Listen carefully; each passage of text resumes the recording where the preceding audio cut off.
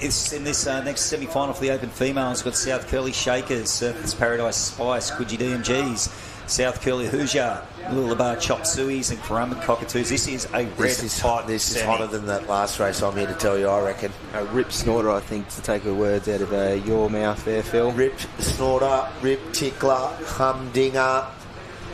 This is whatever you want to call it, because Open Women's Racing does not get much tougher than this.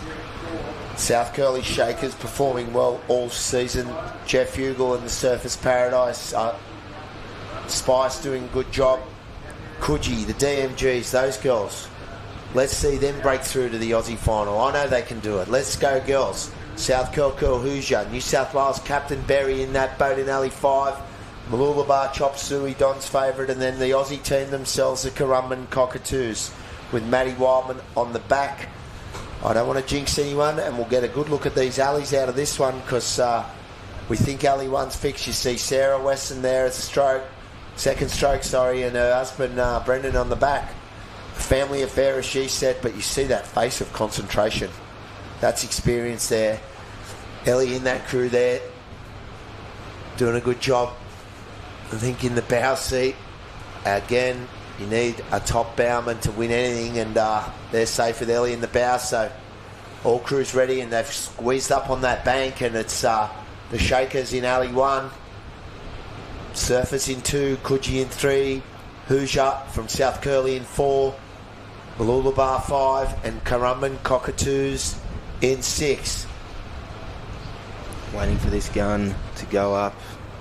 You see Sarah Weston from Mooloolaba having a look back. Two bow pair there, keeping that nose straight. A little bit of surf coming, hence the hold up here, I would suggest, boys. Starters trying to get a fair start here. Still looks fairly shallow on that bank. Yep. I doubt we'll probably see starting from the shoreline today, the way it's looking. I think we'll be all out in this bank for the remainder of the program. Well, that's what they've indicated. So we'll see how much water comes across that bank. We're a couple of hours away as it starts to fill up now. We want the best racers.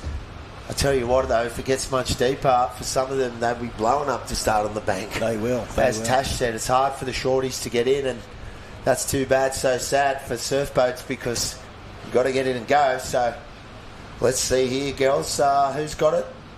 It's a real hot race, and sadly, two of these great crews are going to miss out, and we're going to whittle it down. There's the Hoosier Termite. See Willow there keeping an eye on the gun for her team. Ellie, Marley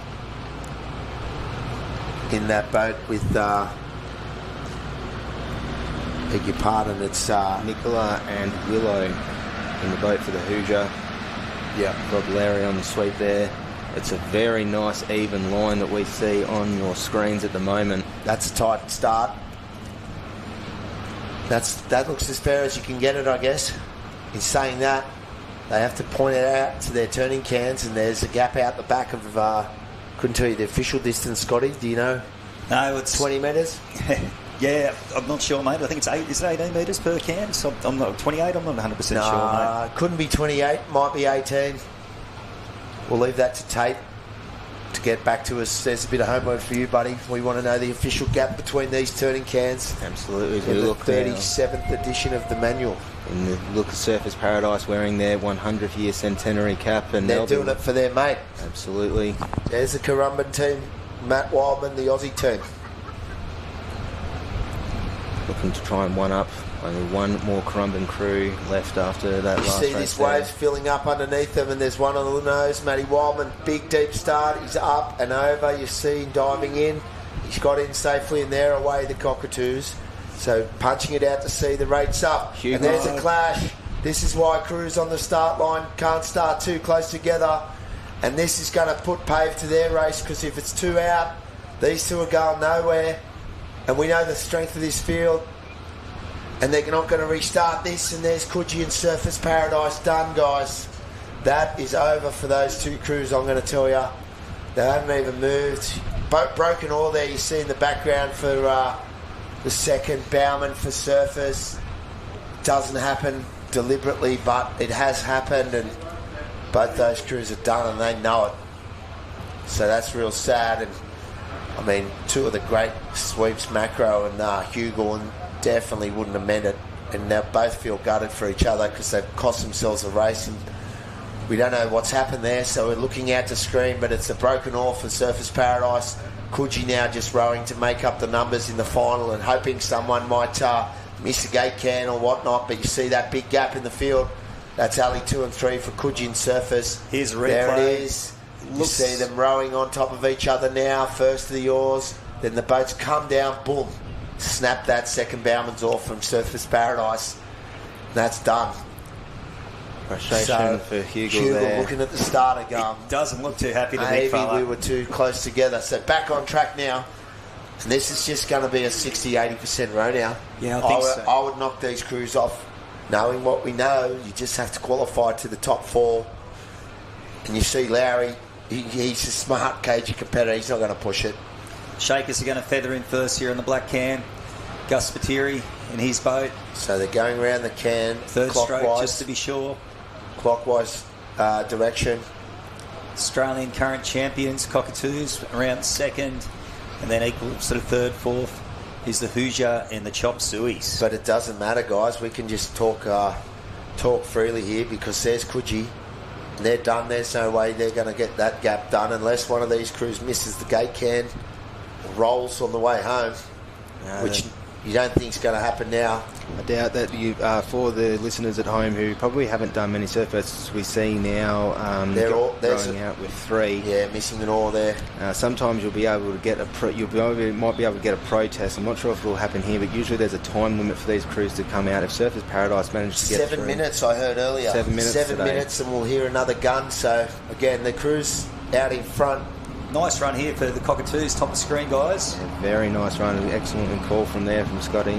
Yeah, we've got a snap door, we know, so there it is, and that was from the bow of Coogee's boat dropping down onto that oar, and they're going to test the water, and I don't think they're at full strength, so I wouldn't look at these results as any indication. A bit of foxing going on, and the Hoosier up in 1. We will say Ali 1 has turned it round for the last little while because it's gone from 0 to hero. What's the chances that some people will say, well, now LE1 is too favoured here. You've overcorrected officials, but it's been fantastic here from South Curl. You can sort of see their sweep just sort of easing off a little bit, showing the girls, we're well in front here. There's no real issue here, but they're just going to go and row over here. Top 4 spots up for grabs, and here's the first 4. You see the Cockatoos, and just tapped it up to a little wave. There's Spiteri, and they're the team who won the Surfboat Relay. They want more medals.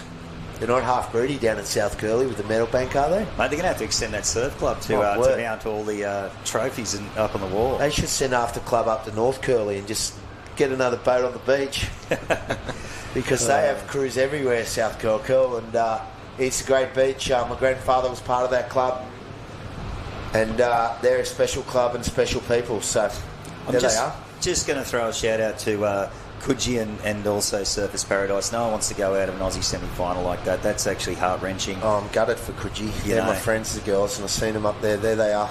And two bloody lovely blokes of the sport in Macro and Hughes. Yeah. Hughes will be passionate. He'll be fired up, the big guy. But I don't think there's a leg to stand on with the protest there, Tate, given that those two cost each other. Yeah. We will see, though. We'll have to... The officials have a better view than us of some of it. They would have seen if a crew drifted onto another crew. And look, racing yesterday, I was concerned about the tightness just fitting the boats on the bank. But, it is only small. It just takes one not to get in. Yep, or miss the stroke, half the stroke. Yeah, and kicks the nose one way or the other, and then you point it into your competitor. Yep. So there you see 3 oars only, 3 rowing oars. And the second bowman there just staying in time as you do without an oar. Just keep the balance and the momentum there. You don't practice that, but it's a good skill to know. And Big Hughes, he'll be gutted, man. That's disappointing for the big fella. And as we said, Coogee as well. So unlucky to those guys. And they've had a great campaign, the Open Women from Surfers Paradise. But, we think their day's done. So getting through these races, guys.